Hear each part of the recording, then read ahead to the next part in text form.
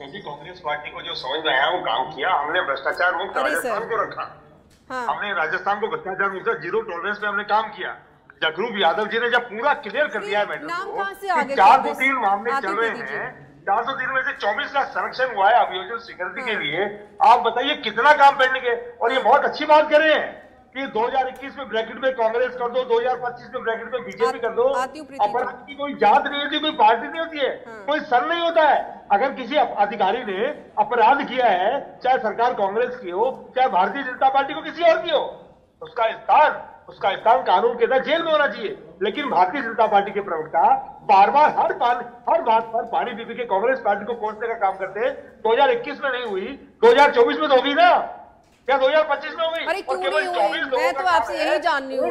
Congress party क्या सो रही थी 2021 में? कांग्रेस पार्टी 2021, 2022, 2023 में सो रही थी क्या? फिर भी हम तो इतना कह रहे हैं कि 24 लोगों के ऊपर अगर स्वीकृति सरकार ने जारी की है तो ये तो स्वागत योग्य है। लेकिन जो और पेंडिंग है उनका क्या होगा? राजस्थान में भ्रष्टाचार चरम पर है और कैबिनेट मंत्री किरोड़ीलाल मीणा जी को भी आप टेलीफोन पे ले लीजिए। क्या वो संतुष्ट हो गई? क्या देश के प्रधानमंत्री के लाडले कहलाते हैं वो? क्या देश के प्रधानमंत्री जी की जिम्मेदारी नहीं बनती कि मेरा लाडला कैबिनेट मिनिस्टर है, वो लगातार सरकार के ऊपर आरोप लगा रहा है, भ्रष्टाचार की परखें बार बार खोल रहा है और उसके ऊपर सरकार को एक्शन ले रही, इवन उनको कारण बताओ का नोटिस भी जारी किया जाता है। हाँ।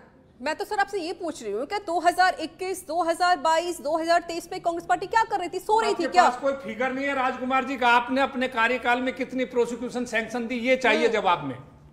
क्या करे थे आप लोग 3 साल? 2021 के पूरे मामले हैं जो पेंडिंग पड़े हुए थे, जिसमें वर्तमान सरकार अब काम कर रही है, अब एक्शन ले रही है। आप लोग सो रहे थे, मैं तो ये जानना चाहते हो आप लोग कर क्या रहे थे उस दौरान? 3 साल था ना आपके पास।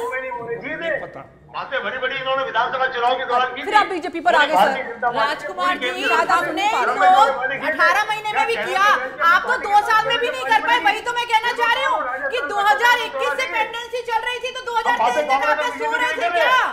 आप सो रहे थे 2021 से पेंडेंसी चल क्यों रही थी?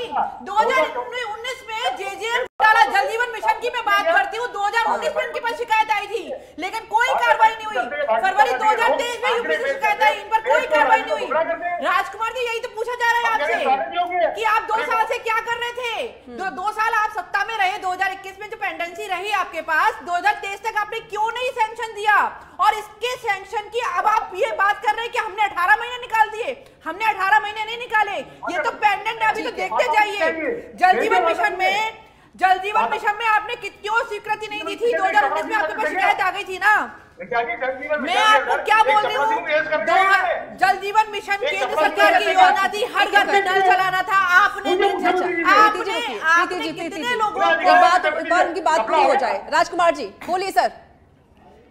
मैं कह रहा हूँ जल जीवन मिशन की बात मेरी साथी प्रवक्ता कर रही है। जल जीवन मिशन में एक चपरासी भी जेल में है क्या?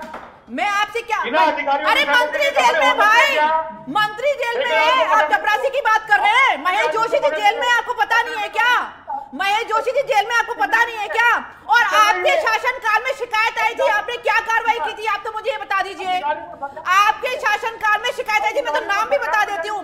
16 फरवरी 2023 को यूपी के पदम सिंह ने 9 अफसरों को मेल करके फर्जी टेंडर के बारे में शिकायत की थी। इन्होंने कोई कार्रवाई नहीं की। किसकी सरकार थी? कांग्रेस की सरकार थी। और सुन लीजिए, मैं नाम बताती हूँ ना आपको, आप सुनते जाइए।